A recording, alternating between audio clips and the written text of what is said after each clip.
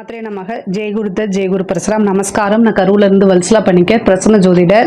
இன்னைக்கு நம்ம ராகு கேது பயிற்சி பலன்கள் கடக ராசிக்கு எப்படி இருக்குன்னு பார்க்க போறோம். இந்த ராகு கேது எப்ப பயிற்சி ஆகுது அப்படின்னா திருக்கணிதப்படி 2025 மே மாதம் 21ஆம் தேதியும் வாக்கியப்படி 2025 ஏப்ரல் மாதம் 26ஆம் தேதியும் மீன ராசியிலிருந்து கும்ப ராசிக்கு ராகுவும் கேது கன்னி ராசியிலிருந்து சிம்ம ராசிக்கும் பயிற்சி ஆகுது. பொதுவாகவே ராகு கேது அப்படிங்கிறது வக்ர கிரகங்கள். ஸோ அதனால பின்னோக்கி தான் நகரும். இப்போ குரு சனியெல்லாம் எடுத்துக்கிட்டீங்க அப்படின்னா அவங்கெல்லாம் ஒரு குறிப்பிட்ட மாதத்திற்கு, இப்போ குரு சனியெல்லாம் 5 மாதங்கள் மேக்சிமம் வக்ரமாக இருப்பாங்க. அதுக்கப்புறம் அது வக்ர நிவர்த்தியாகி முன்னோக்கி நகர்ந்து போகும்.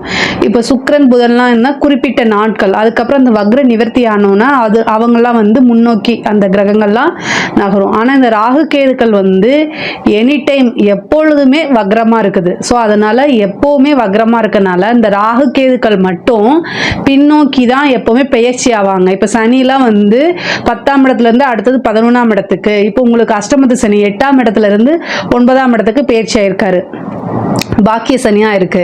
ஆனா இந்த ராகு கேதுக்கள் மட்டும் பின்னோக்கி நகர்றதுனால பாக்கிய ஸ்தானம் ராகு உங்களுக்கு பாக்கியஸ்தானத்துல இருந்து இப்ப அஷ்டமத்துல ராகு, அஷ்டம ராகுவாகவும் கேது 2ஆம் இடத்துக்கு, இவ்வளவு நாளா 3ஆம் இடத்துல இருந்துச்சு, இப்ப 2ஆம் இடத்துக்கு பயிற்சி ஆகுது. இதுதான் உங்களுடைய ராசி அமைப்பு படி ராகு கேதுடைய பொசிஷனுங்க. இப்பதான் எனக்கு அஷ்டமத்து சனி முடிஞ்சிச்சு. அதுக்குள்ள அஷ்டமத்துக்கு இன்னொரு கிரகமா அப்படி நீங்க நினைக்காதீங்க. அஷ்டமத்துல கிரகங்கள் இருக்கிறது அவ்வளவு சிறப்பான நிலை இல்லைதான், நான் ஒத்துக்கிறேன். ஆனால் ராகு பார்த்தீங்கன்னா நீங்கள் சனி மாதிரி உங்களுக்கெல்லாம் ரொம்ப கஷ்டத்தை கொடுக்க மாட்டார். அது போக 1.5 வருஷம் தான். அஷ்டமத்தில் ராகு இருக்கு அப்படின்னா அந்த அஷ்டமத்தில் ராகு இருந்தால் பொருளாதார நிலைக்கு நல்லது தான். ஆனால் ஹெல்த் வைஸ் கவனமாக இருந்துக்கணும். அதாவது சனி மாதிரி ராகு செய்ய மாட்டார். ராகு யோக காரகன், சனி கர்ம காரகன். நீங்கள் என்ன செய்கிறீங்களோ அது கர்மா அப்படியே கொடுப்பாரு, தண்டனை கொடுப்பாரு. சம்டைம் நல்லவங்களே சோதிப்பாரு. ஆனால் ராகு அப்படி கிடையாது. எல்லாத்துக்குமே நல்ல யோகத்தை கொடுப்பாரு. உங்கள் லைஃப்பில் நீங்கள் என்ன யோகம் நினைக்கிறீங்களோ அதை கொடுத்துட்டு போயிடுவார். ஜாலியான கிரகங்கள் தான் ராகு கேதுக்கள். உங்களுக்கு பெரிய லெவலில் டிஸ்டர்ப் பண்ண மாட்டாங்க. ஆனால் ஒவ்வொரு விஷயங்களும் நிதானமாக செய்யணும். அது இந்த சனி மாதிரி உங்களுக்கு மனவேதனையும் மன கஷ்டங்களும் வராது. அதனால் கவலைப்படாதீங்க. அஷ்டமத்தில் வந்திருக்கக்கூடிய ராகு கவனமாக இருக்கணும், சரிங்களா?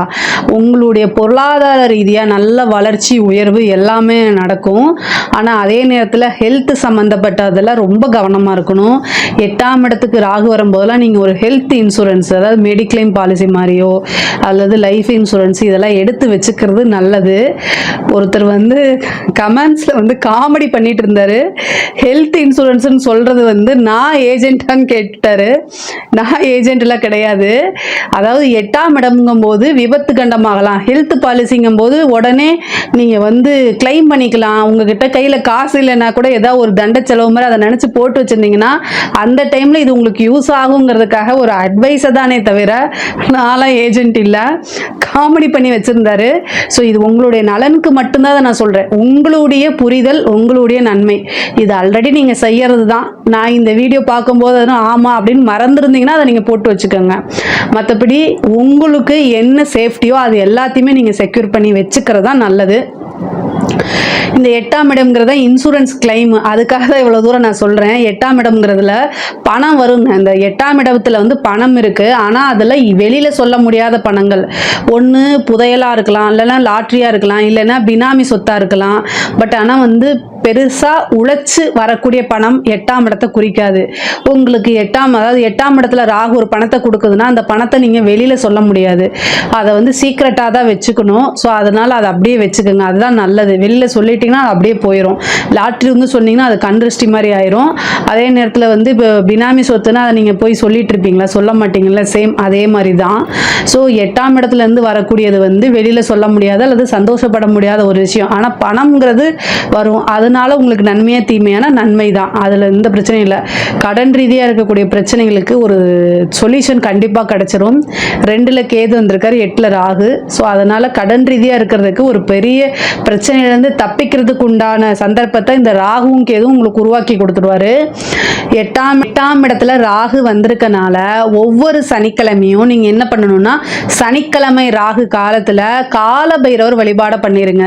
இந்த கால பைரவர் வந்து எவ்வளவுக்கு எவ்வளவு நீங்கள் வழிபாடு பண்ணுறீங்களோ அத்தனையுமே உங்களுக்கு அப்படியே பிளஸ்ஸிங்காக மாறும்.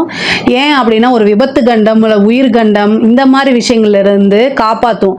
தலைக்கு வரது தலைப்பாயோட போச்சு அப்படிங்கிற அந்த இதில் உங்களுக்கு வந்து நிற்கும். மெயினாக இந்த காலபைரவர் வழிபாடு வந்து மாசத்துல ஒரே ஒரு சனிக்கிழமை, அதாவது சில பேர் வந்து அந்த தேய்பிரை அஷ்டமியில் போடுவாங்க. காலபைரவரை தேய்பிரை அஷ்டமியில் போடுறது நல்லது தான். ஆனால் கடக ராசியை பொறுத்த வரைக்கும் உங்களுக்கு சனியோடைய வீட்டுக்கு ராகு வந்திருக்காரு. அதனால சனிக்கிழமை ராகுவோடைய காலங்களில் காலபைரவரை வழிபாடு பண்ணுறது ரொம்ப ரொம்ப விசேஷம்.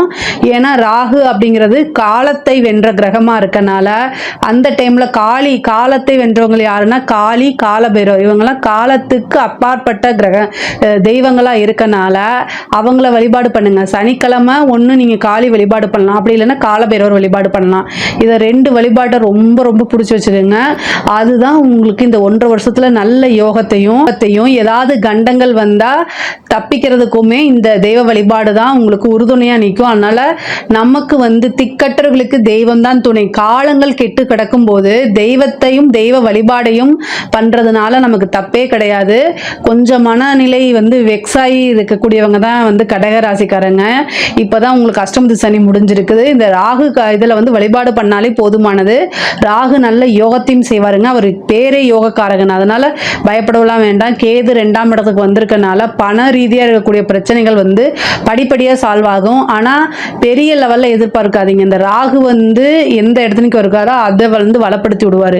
கேது எங்கே இருக்காரோ அதை கொஞ்சம் சுருக்கி தான் விடுவார். அப்போ வந்து பார்த்தீங்கன்னா உங்களுக்கு பண ரீதியாக இருக்கிறதெல்லாம் வந்து கொஞ்சம் கொஞ்சமாக தான் வரும். ஒரே நைட்டில் பெருசாக பணத்தை எதிர்பார்க்காதீங்க. ஆனால் வருமானம்ங்கிறது தடையில்லா வருமானம், ஆனால் கொஞ்சம் கொஞ்சமாக தான் வரும். கடன் ரீதியாக இருக்க பிரச்சனைகள் வந்து உங்களுக்கு சால்வ் ஆகும். 8ஆம் இடத்துல வந்திருக்கக்கூடிய கேது வந்து தேவையில்லாத அவமானங்கள், தீரா அவமானங்களை ஏற்படுத்தி கொடுத்துரும். அதனால் ரொம்ப கவனமாக இருக்கணும். பேசக்கூடிய வார்த்தைகளை நிறுத்தி நிதானமாக, இதைத்தான் நான் 2 வருஷமாக சொல்லிட்டு இருக்கேன். இருந்தாலும் இன்னும் கொஞ்ச நாள் வந்து பேசக்கூடிய விஷயங்களை நிறுத்தி நிதானமாக பேசுங்க. நம்ம பேசக்கூடிய விஷயம் வந்து மற்றவங்களை பாதிக்குதா அப்படிங்கிறத யோசிச்சு பார்த்துக்கோங்க. ஏன் அப்படின்னா, கால நேரங்கள் இப்போ இல்லைனாலும் ஒரு காலகட்டத்தில் அது வேலை செய்யும். நீ அன்னைக்கு அப்படி பேசினே இல்லை, அதுக்கு இதுதான் பழி அப்படின்னு சொல்லி வேணுக்குமே பழி வாங்கிறதுக்கு வருவாங்க. அதே மாதிரி உங்களை கஷ்டப்படுத்துறதுக்குன்னு எங்கேயோ இருந்து ஒருத்தர் வருவார். ஸோ அவங்க கிட்டேருந்து தூர விலகி போயிருங்க, அதுதான் ரொம்ப நல்லது. அதே மாதிரி தாய் வழி சொத்துக்கள், அதே மாதிரி உங்களுடைய லைஃப் பார்ட்னர் வழி, அதாவது கணவனாக இருந்தால் மனைவி, மனைவியாக இருந்தால் கணவனும் ஒருவருக்கொருவர் அனுசரித்து போகக்கூடிய காலகட்டம். அவங்க வழி சொத்துக்கள் வந்து சேரும். ஒருத்தருக்கு ஒருத்தர் ஆதரவாக இருந்து கை தூக்கி விடக்கூடிய காலகட்டமாக இருக்குது. முக்கியமாக பெண்களாக இருந்தால், கடகராசியில் இருக்கக்கூடிய பெண்களாக இருந்தால் 8ஆம் இடம்ங்கிறது பெண்களுக்கு மாங்கல்ய ஸ்தானம். அங்கே ராகு வந்திருக்கனால கணவருடைய தேக ஆரோக்கியத்தில் கவனம். அவர் என்ன பண்ணுறாரு, உங்களுடைய ஹஸ்பண்ட் வந்து என்ன பண்ணுறாரு, ஏது பண்ணுறாரு அப்படிங்கிறத பார்க்கணும். இதே ஆண்களாக இருந்தால் மனைவி கொஞ்சம் அதிகமாக செலவு பண்ணுவாங்க, அவங்கள கண்ட்ரோல் பண்ணுறது ரொம்ப ரொம்ப முக்கியம்.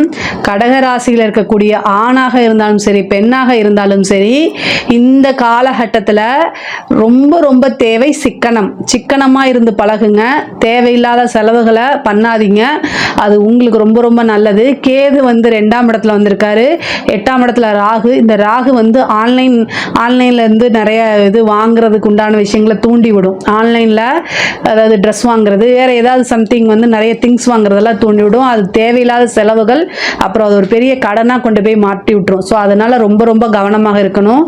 அதே மாதிரி சோஷியல் மீடியாவில் இருக்கும்போது கவனமாக இருக்கணும். பெண்களுக்கு ஒரு தீராத அவமானங்கள், ஆண்களுக்கு ஒரு விபத்து கண்டங்கள் இதெல்லாம் இருக்குது. இதெல்லாம் ரொம்ப பார்த்துருக்கணும். நைட் டைம் ட்ராவலை ரொம்ப ரொம்ப அவாய்ட் பண்ணுறது நல்லது. அதே மாதிரி ஹெல்த் ரீதியாக ஏதாவது ஒரு பிரச்சனைகள் வரத்துக்கு வாய்ப்புகள் இருக்குது. சர்ஜரி கண்டம் இந்த மாதிரி விஷயங்கள்லாம் ரொம்ப பார்த்துருக்கணும். குடும்பத்தில் வந்து 2ஆம் இடத்துல கேது வந்திருக்கனால குடும்ப நபர்களிடையே வாக்குவாதங்கள் வந்துக்கிட்டே இருக்கும். இதை வந்து வழிபாடு என்ன பண்ணணும் அப்படின்னா, ஞாயிற்றுக்கிழமை ராகு காலம் வருது பார்த்தீங்களா, 4 to 6 ஞாயிற்றுக்கிழமை 4 to 6 வந்து ராகு காலம். அதில் வந்து பிரித்தியங்கரா தேவி வழிபாடு பண்ணுங்க. கடக ராசியை பொறுத்த வரைக்கும் வரைக்கும் குடும்பத்தில் ஏதாவது பிரச்சனை, குடும்ப நபர்களிடையே ஒற்றுமை குறைபாடு இருக்குது, சண்டை சச்சரவுகள் வந்துட்டு இருக்கு, மன நிம்மதி இல்லாமல் இருக்கு அப்படின்னா ஞாயிற்றுக்கிழமை வரக்கூடிய ராகு காலம், ஞாயிற்றுக்கிழமை எந்த டைம்ல ராகு காலம் வருது அப்படின்னா 4:30 to 6 மணிக்கு. அதில் வந்து அபராஜிதா அப்படின்னு சொல்லக்கூடிய பிரித்திங்கரா தேவி வழிபாடு பண்ணுங்க. அவங்கள வழிபாடு பண்ணீங்கன்னா எந்தவித பிரச்சனைகளாக இருந்தாலும் உடனடியாக சால்வ் ஆகும். அது மட்டும் இல்லாமல் முக்கியமாக வந்து பார்த்திங்கன்னா செய்வினை கோளாறு, நமக்கு வரக்கூடிய பேர் ஆபத்துகள், விபத்து, அகால மரணம், இந்த மாதிரி விஷயங்கள் எல்லாம் வந்து பிரித்திங்கரா தேவி வழிபாடு தான் கை கொடுக்கும். ரொம்ப ரொம்ப நல்லது. நீங்கள் மெயினாக இந்த வழிபாடை பண்ணுங்க. தாயாருடைய தேக ஆரோக்கியத்தில் கவனமாக இருக்கணும். முக்கியமாக வந்து உங்களுடைய நேம், அதாவது உங்களுடைய பேர் கெட்டு போகிறதுக்கு வாய்ப்பு, தேவையில்லாத வதந்திகள், தப்பு நீங்கள் செய்ய மாட்டீங்க. கடகராசியை பொறுத்த வரைக்கும் மற்றவங்களுக்கு ஹெல்ப் பண்ணணும்னு நினைப்பீங்க.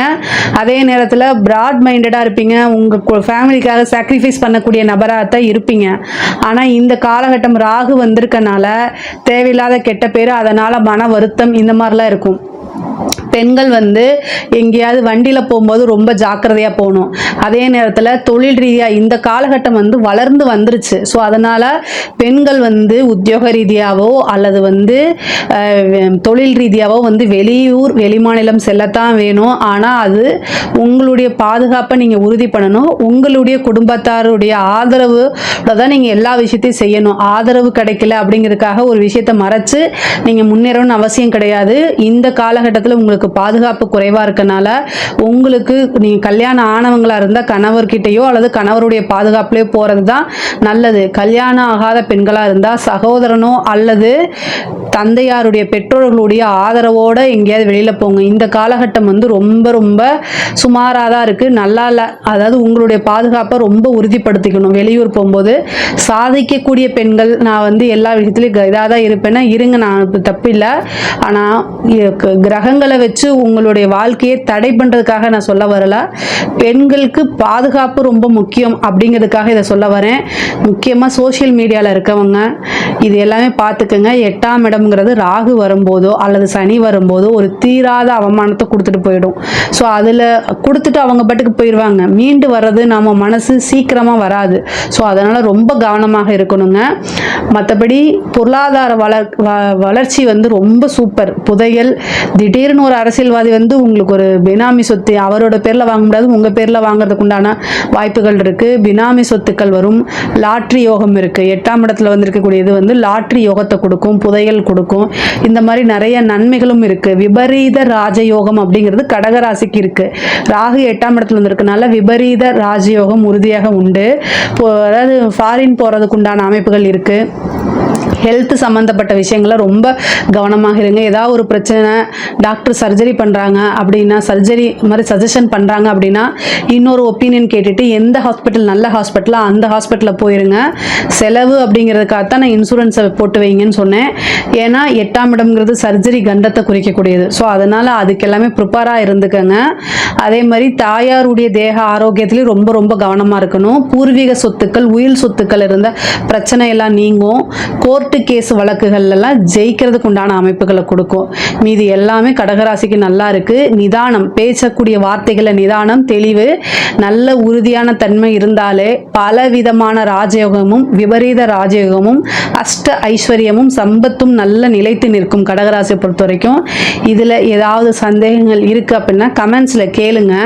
கண்டிப்பாக நான் ஆன்சர் பண்ணுறேன். நம்மளுடைய சேனலை லைக் பண்ணுங்கள், ஷேர் பண்ணுங்கள், சப்ஸ்கிரைப் பண்ணுங்கள். நன்றி, வணக்கம்.